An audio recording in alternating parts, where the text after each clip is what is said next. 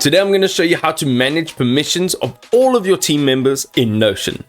So managing positions is really easy.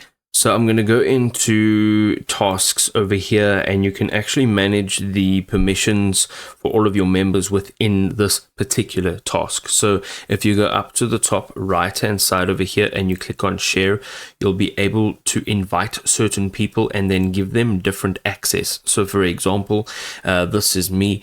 I'm giving myself, of course, full access, but people who are invited to this Gantt chart, they'll have mixed access. All right, so let's just open this up.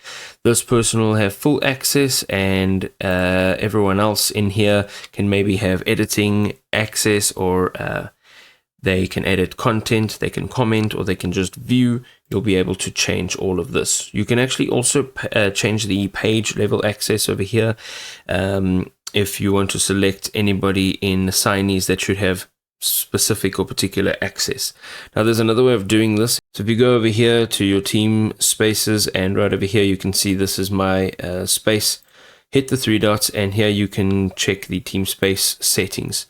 In over here you'll make sure you're on members, go down, and here you can add members, and then you can actually change what permissions they have. So if they're an owner or a member, and then if you do have their business plan, then you'll be able to add custom permissions per user, which is a little bit more in depth than just a team space owner or a team space member.